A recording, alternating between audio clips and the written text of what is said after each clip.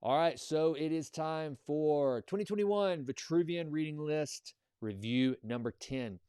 This week's review is What Makes Sammy Run. This is a novel about old time Hollywood, and the central character is Sammy Glick, a guy from New York who, through pure, raw, no holds barred ambition, makes his way to Hollywood, and it's a really good book. So let me give you a little bit of a backstory on why I chose it. So Ryan Holiday is one of my favorite authors, thought leaders, you name it. I pretty much anytime Ryan comes out with a new book, I'm in. I read it, and he always lists three books over and over as three of his top reads of all time. So if he were to recommend a book, three books to you, one of them is going to be The 48 Laws of Power by his mentor, Robert Greene. Could you imagine being an author and having Robert Greene as a mentor?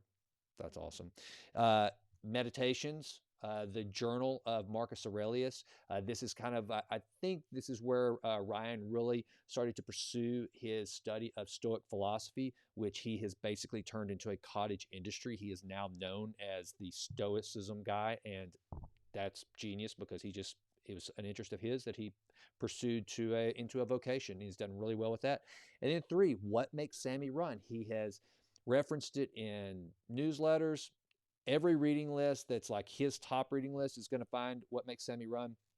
And then also, as far as books, he's actually mentioned it in, I don't think it was Stillness is the Key, but maybe more than one. He's actually mentioned What Makes Sammy Run. And so because of that, I had to check it out, and I'm glad I did. It's a great book.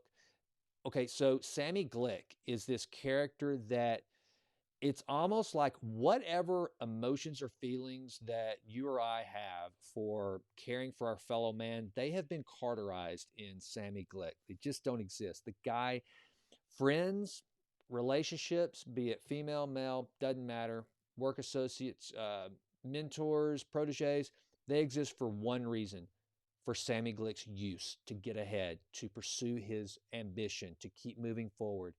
And so it's weird. I found myself at the first of the book kind of not, you're immediately intrigued by his character because you figure out that he is just, he's this young kid trying to make it in New York as a writer. And then he has aspirations of going to Hollywood. And you can't help but appreciate, kind of like The Devil Wears Prada, the Andy character. Although she's not doing it for blind ambition, you can't help but be impressed with her work ethic. It's just unparalleled. Well, that's kind of how Sammy Glick is. You're kind of admiring the fact that, man, this guy, he does not have an off switch. I mean, he's on a mission and he's going to pursue it.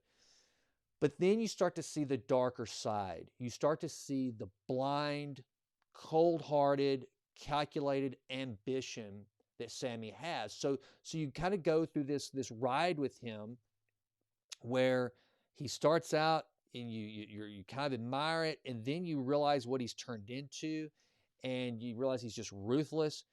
But then the cool thing is, as you near the end, you realize where it all stems from.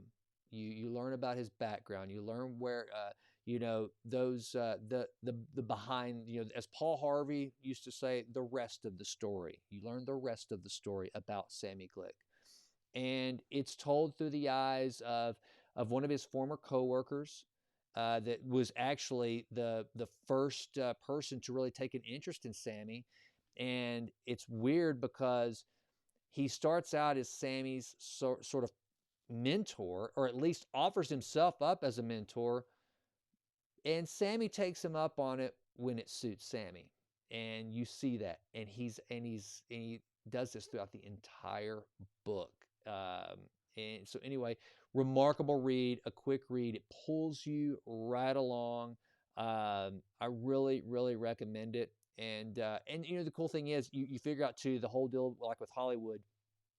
We had a lot of stories lately with Kevin Spacey, Harvey Weinstein, and all the rest. Hollywood has a long, long history of bad behavior and backstabbing and people stealing scripts and ideas.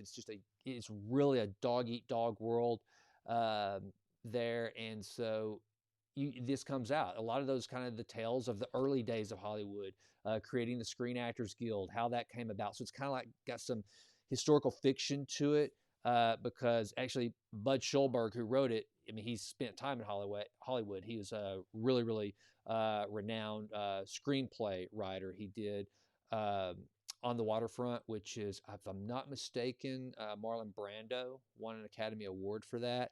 And he's done several others that were notable as well. So very, highly decorated, admired screenwriter as well as novelist. And so what makes Sammy Run? It gives you an authentic look at, and somewhat cynical look, but rightfully so, of old Hollywood and kind of the behind the scenes and how the sausage gets made and how you make it in Hollywood. That's not so different, I think, than what we see today. So with that, What Makes Sammy Run? Great book, highly recommend it. I'm going back to nonfiction for next week's review, which is going to be The Boys in the Boat.